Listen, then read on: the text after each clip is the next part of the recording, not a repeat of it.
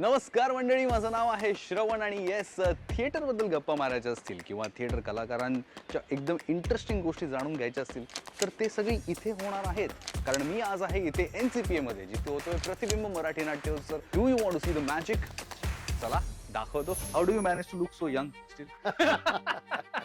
नाटकाची अशी एक एक आठवण नसते, अनेक अशा आठवणींचं कोलाज असतं. मला पहिलं माझं नाटक होतं, पहिली एकांकिका, पहिलं माझं स्टेज परफॉर्मन्स, तेव्हा मी ब्लॅक झालो. त्याच्यानंतर मी आजपर्यंत झालो नाही. थिएटर मी फक्त स्वतःपुरतं करतो. It is just my jealousy, it is my love. इकडे तिकडे लोळून लोळून पाटावरती घोळून घोळून घाम गाळून तुमच्यासाठी गोष्ट घेऊन आलो. बोला, गोष्ट घ्या. All time favourite theatre directors. तो माणूस आता काम करत नाही, विजय जोशी. बापरे. आजही प्रयोग करताना ही टेन्शन असायलाच हवं आपल्याला की नाटक महत्वाचे.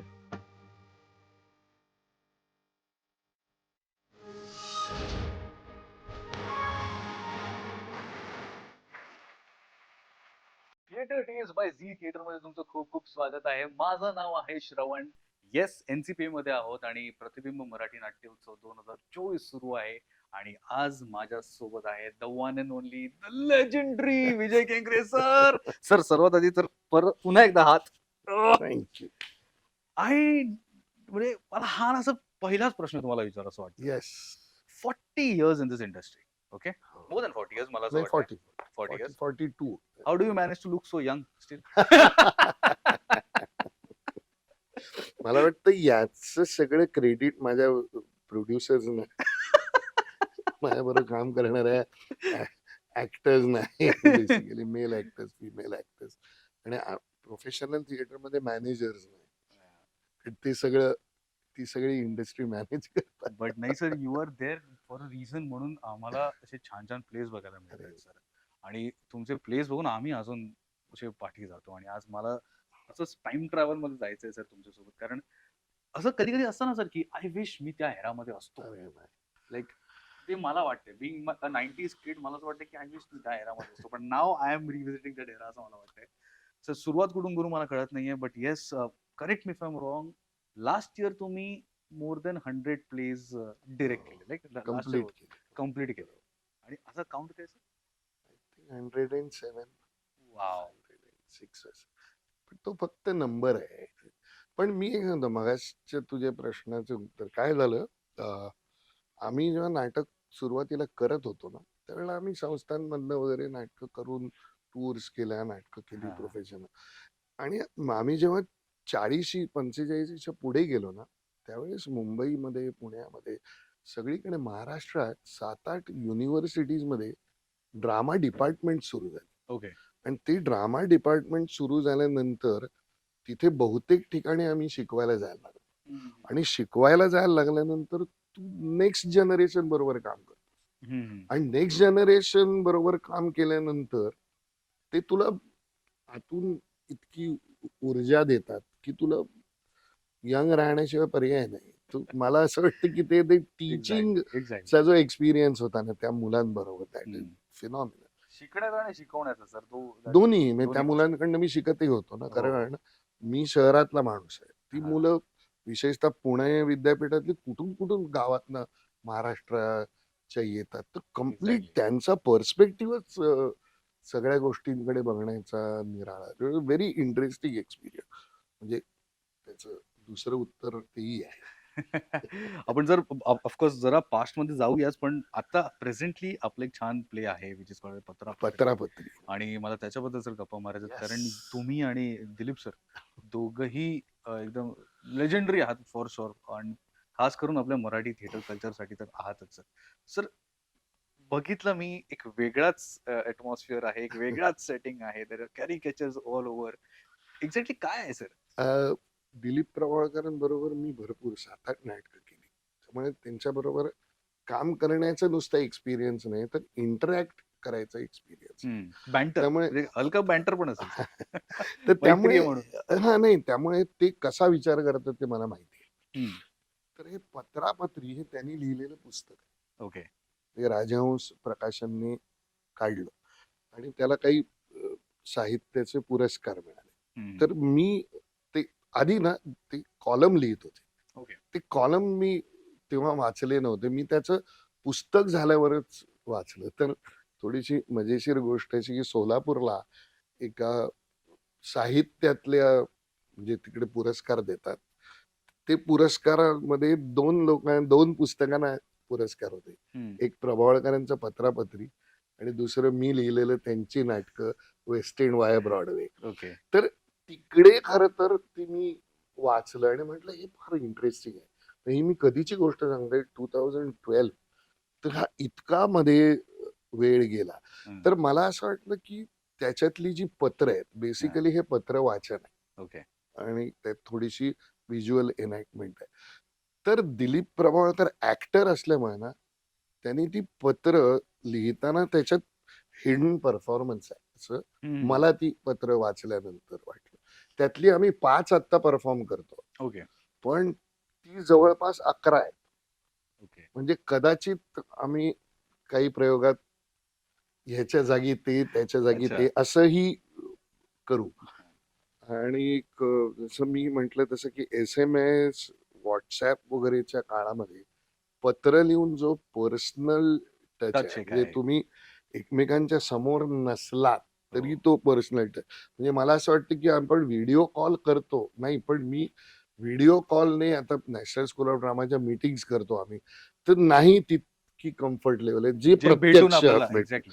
तर तो एक प्रत्यक्षाचा फील त्या पत्रांमध्ये आहे. आणि ते कॉलम असल्यामुळे ना दिलीप प्रभावळकरांनी त्यावेळेस उत्तम सोशल कॉमेंट केलंय. म्हणजे मुळात दोन आपण मराठीत इरसाल असा शब्द वापरतो असे सिनियर सिटीजन त्यांच्यावरती येणारे प्रसंग किंवा आजूबाजूची परिस्थिती याच्यावरती बेसिकली विनोदी पद्धतीने कॉमेंट करतात आणि साधारणपणे ना त्या अरेंज अशा केल्या आहेत ती पत्र की समजा पहिलं पत्र लेट 90s मध्ये असेल तर शेवटचं आताच्या काळातलं म्हणजे कंटेंट वरून तुमच्या लक्षात येईल की त्याच्यात ते प्रोग्रेशन तसं इंटरनल आहे आणि मला काहीच स्क्रीनवर दाखवायचं नव्हतं. ओके. म्हणून तो कॅरिकेचर सेट आला तो केला आणि आता त्यातून तो परफॉर्मन्स आहे आणि आज पहिलाच असल्यामुळे एक्झॅक्ट अंदाज नाही की कुठे काय लोकांचा रिस्पॉन्स येईल पण बेसिकली ह्युमर आहे. It's already houseful sir. ते नाही पण ह्युमरची गंमत ते असते ना, म्हणजे हो. ह्युमरला मला नेहमी मजा वाटते की जिकडे रिहर्सल मध्ये आपण असतो हो. किंवा समोर बसलेला असिस्टंट डायरेक्टर किंवा 2 लोक हसतात हा. तिकडे जर प्रेक्षक हसले नाहीत हा. त्यावेळेला ना तुम्ही ह्युमरला आणि खूप डोक्यात काहीतरी सिलेक्टिव्ह घेऊन असतो. करता. खूप सिलेक्टिव्ह असतो Select. ह्युमर. म्हणजे मे बी मी हसीन मे बी एक्झॅक्टली नाही असू तर शकत. तो अंदाज आम्हाला अंदाज. प्रयोग झाल्याशिवाय येणारच नाही. नाहीच. पण सर हाच मला एक प्रश्न विचारायचा होता. ह्याला जोडून प्रश्न विचारायचा होता की when there is always a first time. Okay. म्हणजे आताही तुम्ही परफॉर्म करताय फॉर द फर्स्ट टाइम. भले तुमचा एवढा एक्सपिरियन्स आहे सर. इतके वर्ष तुम्ही एवढे प्लेस केले आहेत. बट वेनेवर जेव्हा तुम्ही पहिलं काहीतरी लोकांसमोर प्रेझेंट करतात what is that feeling? Fear completely आजही सर आज after me calling you legendary of course you are a legend but still आजही नाही हो. लेजंड बिजंड नाही पण आजही सी काय होतं की थिएटर इज काय immediate immediate interaction. Given and taken at the same time. Exactly. तर ऍट द सेम टाइम हे सगळ्यात भीतीदायक गोष्ट असते की तू हम्म. माझ्या समोर बसलेला असतो त्याचं फिअर खूप जास्त असतं आणि मला तर आहे दिलीप प्रभावळकर सुद्धा स्टेजवर काम जवळपास 10-12 वर्षांनी करतात. ओके. मध्ये त्यांनी आरण्यकचे काही प्रयोग केले पण ते रिवायवल होते त्यांनी पूर्वी केलं होतं. मी तर 2002 ला नाटकात शेवटचं म्हणजे मी रिप्लेसमेंट केली आज हा ऍक्टर आला नाही म्हणून पण रिहर्स करून पहिल्यांदा काम मी 20 वर्षांनी करतो. त्यामुळे मला माहीतच नाही की तो हे काय मी शिकवेन मी व्याख्यान देईन पण नाटकात आणि दुसरं बसून 1.5-2 तास होल्ड करायचं माहिती नाही. मुवमेंट असेल तर हातवारे वापर काहीतरी करतायत. इथे बहुतेक वेळ आम्ही बसलेलेच आहोत आणि असंही नाहीये. ऑडियन्सचा फोकस पण असाच ठिकाणी हो. लॉक होऊन जातो. आणि अशी इंटरॅक्शनही नाहीये पत्र. जर रीडिंग अ लेटर रिॲक्शन ते तिकडे देणार त्यांच्या पत्राला मी इकडे देणार. Wow. It is difficult. Love letters मध्ये वगैरे हे झालंय पण त्याला ना इमोशनल ग्राफ इथे इमोशनल ग्राफ नाहीये. एक टॉपिक एका लेटर मध्ये येतो, संपतो, मग दुसरा टॉपिक दुसऱ्या लेटर. नाईस.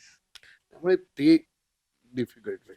पहिला प्रयोग झाल्याशिवाय अंदाज येणार नाही. To be very honest. Yes sir. Sir पत्र आणि पत्रांविषयी आपण बोलतो आहे. आयुष्यात समजा तुम्हाला कोणाला पत्र लिहायचं असेल, any character, may be any your favourite person, may be one actor, कोणाला लिहाल सर?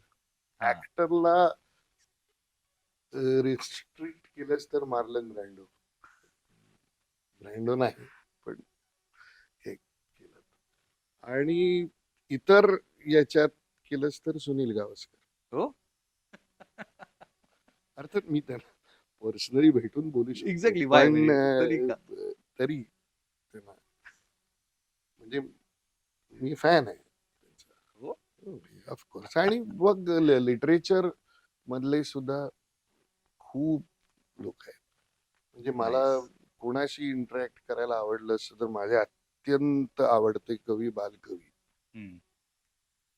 त्र्यंबक बापूजी ठोंबरे, पण आता बालकवी नाही आहेत, किंवा बाळ सीताराम मर्ढेकर अशी हे आहे. हम्म. पण ब्रँडो येस, त्यांची कामं बघू.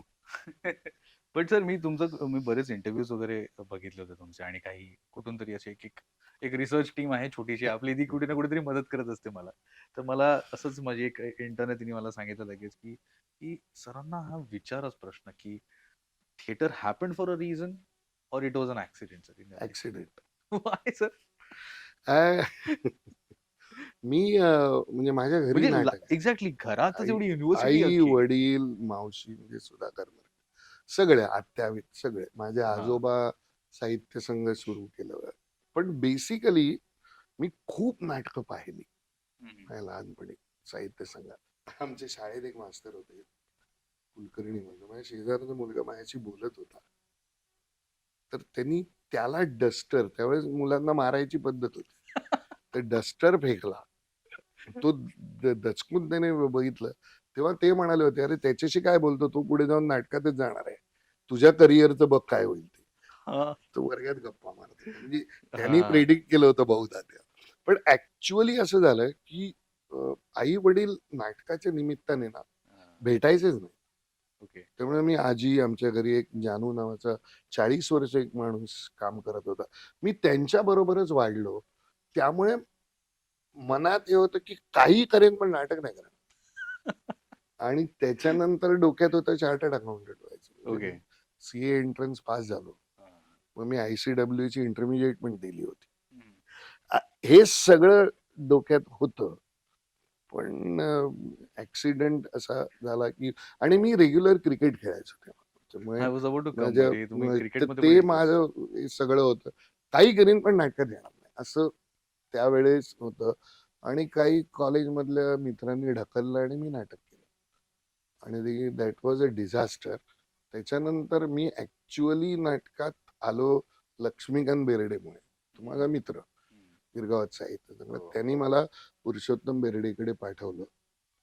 मी तिकडे जायचो, तो सुद्धा म्हणजे क्रिकेटचा किट घेऊनच जायचो, कारण शिवाजी पार्कला प्रॅक्टिस करून जायचं. आणि असं केलं बेसिकली बॅट्समन, पण काय वेळ पडली तर बॉलिंग टाक, विकेट घे, काही. पण मग ते सिरियसली ना, ती 3 महिन्याची रिहर्सल होती. ओके. ती 3 महिन्याची रिहर्सल देवस्की नावाचं नाटक होतं. ती सिरियसली केल्यानंतर मला कळलं की नाही, हे करायला पाहिजे. आणि मग मला वाईट असं वाटलं की मी ट्रेनिंग नाही घेतलं. मग तेव्हा मला वाटलं की हो, नॅशनल स्कूल ऑफ ड्रामा किंवा कुठेतरी जाऊन एक प्रॉपर थिएटरचं ट्रेनिंग पण सर घरातच एवढे म्हणजे अख्खी युनिव्हर्सिटी असून सुद्धा डू स्टील कन्सिडर की मला कुठेतरी फॉर्मल ट्रेनिंग घ्यावी लागत होती? फॉर्मल ट्रेनिंग इज इसेन्शियल असं माझं मत. मी I am absolutely pro training. तुमच्यात आतून असतं नाही, तुमच्यात आतून असतं, बरोबर आहे, पण ते आतून जे तुमच्यात आहे ते जर का तुम्हाला कळलं कसं वापरायचं ट्रेनिंग मधनं, तर तेच तुम्ही जास्त चांगल्या पद्धतीने वापरू शकता. त्यामुळे training in any field is mandatory असं ऍब्सोल्युटली. माझं तरी म्हणून. म्हणजे ट्रेनिंग फुकट जात नाही रे. हो. इट बरोबर. Helps, it always helps. आणि तुम्ही आतून नाटक करत असाल तर करा ना, म्हणणं काहीच नाही, पण ट्रेनिंग डेफिनेटली हेल्प. आणि अशी एक्झाम्पल्स खूप आहेत. तर मला ते मात्र वाटलं की कधीतरी जाऊन फॉर्मल ट्रेनिंग घ्यायला हवं होतं. पण actually sir you are an inspiration. आता बरेच जण आपल्याला बघतायत आणि त्यातनं कोण ना कोणतरी कलाकार असतो. डेफिनेट तो स्वतःला वाटतो की हा मी हे करू शकतो. But in the end we need that formal training. That is what you want. काय होतं कलेच्या क्षेत्रामधले मध्ये माझ्या दृष्टीने सगळ्यात डेंजरस स्टेज अशी आहे की मला हे आलं नाही. मला हे आलं असं म्हणालात की तुमचं डाऊनफॉल सुरू झाला. आपल्याला येत नाही. मला विचारशील तर मी अजून एकही चांगलं नाटक केलंय असं माझं मत नाही. मला कारण ते झालं की मग काय एक्झॅक्टली. मी हे फॅन्टॅस्टिक केलं अरे नाही होत.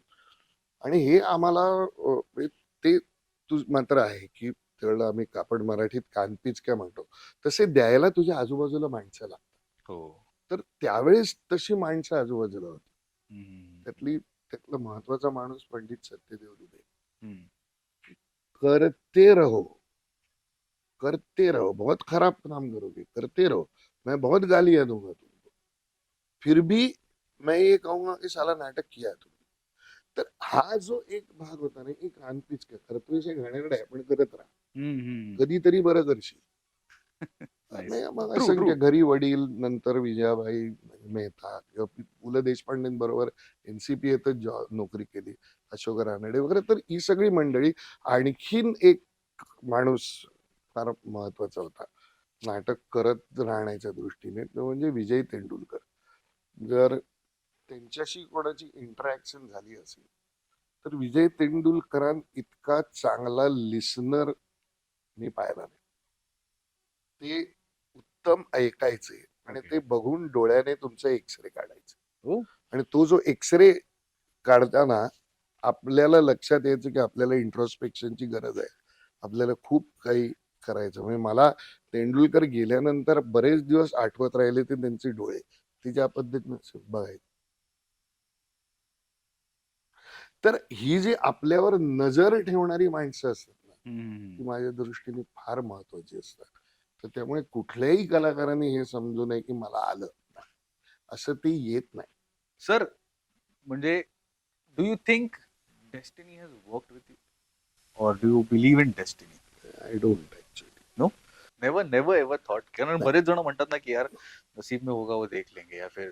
हो पण त्याच्या जोडीने जर तुम्ही मेहनत नाही केली तर काय उपयोग आहे. म्हणजे तर ती तर करावीच लागते. तुम्हाला विचारपूर्वक सगळ्या गोष्टी कराव्या लागतात. एकतर अगदी खरं मला विचारशील तर मग मी काय करायचं जो निधर्मी आहे. हम्म. माझ्यासाठी कुठलाच धर्म नाही नाटक सोडून आता नाईस नाईस. नाहीच आहे. इट कॅन बी म्हणजे असू शकतो प्रत्येकाचा धर्म. तर आपण मग त्यामुळे इकडून या विचाराची खरं म्हणजे सुरुवात झाली. वाव. आणि मग माझ्या असं लक्षात आलं माझ्यासाठी माझ्या समोर येणारी जे कोणी जे काही ऑब्जेक्ट आहे तो माणूस आहे माझ्यासाठी. हम्म. मी त्याच्याशी बरा वागेन. मग हे करता करता या सगळ्यात मी पूर्ण मागे गेल्यानंतर मी तुला किंवा लोकांना सांगायला जाणार नाही या बाबतीत तुम्ही काय करा. पण आय एम एन अथेस्ट. माझा कशावरच विश्वास नाही. माझा माणसावर विश्वास आहे. माणसाशी बरं वाईट वागण्यावर विश्वास आहे. त्यामुळे मी खरंच या कुठल्याच गोष्टीचा ऑनेस्टली कधीही विचार केला नाही. माझ्यासाठी देव नावाची काही गोष्टच नाही आहे. ती सगळी माणसं आहेत. आणि कामावर आणि विश्वास. का आणि मी या बाबतीत माझं मत फार स्ट्रॉंग आहे. मी तुम्हाला सांगायला नाही पण मी करणार नाही. तर प्रत्येकाचं त्याच्यामधनं choice. हो एक्झॅक्टली. तर त्याच्यामधून येत त्यामुळे मी माझ्यासारख्या लोकांनी काय करायचा हा प्रश्न मला फार पडत राहतो. त्यामुळे मी खरं नियती डेस्टिनी आय डोंट नो. मला असे प्रामाणिकपणे मी याचा कधी विचार केला.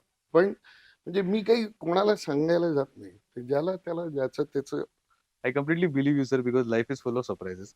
आणि हे मीही आज बोलतो ना की मला माहिती नव्हतं की आज आपण भेटणार. कुठे ना कुठेतरी असे गणित जुळतात सर. आणि आज ते जुळले. आणि येस पत्री मला बघायचंय sir. I want to watch it.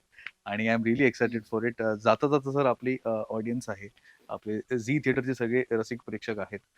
त्यांच्या तुम्ही ऑफकोर्स एक अपील देऊ शकता की आपलं हे नाटक आता रिलीज झालेलं आहे.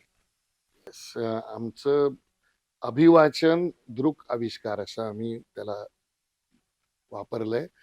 पत्रापत्री बदामराजा प्रोडक्शन्सचा हा कार्यक्रम दिलीप प्रभावळकर आणि मी विजय केंकरे आम्ही काही विनोदी पत्र त्याचं सादरीकरण आहे. आमचे प्रयोग आता सुरू आहेत. मोठ्या संख्येने बघायला या आणि आम्हाला जे काही तुम्हाला सांगायचंय ते खूप आपण दोघे मिळून एन्जॉय करूया. आणि आज आमचा प्रयोग हा पहिला प्रतिबिंब हे जे मराठी नाटकांचा महोत्सव होतो NCPA मध्ये, तिथे हा पहिला प्रयोग आहे. तिथे पहिला प्रयोग करताना मला मनापासून आणि खूप खूप खूप आनंद होतोय. तर माझी जी सगळी टीम आहे त्या सगळ्या टीम तर्फे मी तुम्हाला आवाहन करतो की जरूर जरूर आमचा कार्यक्रम बघायला या. Thank you sir. आणि खरंच थँक्यू वन्स अगेन. मला अरे, खूप आवडला तुमच्याशी गप्पा मारून.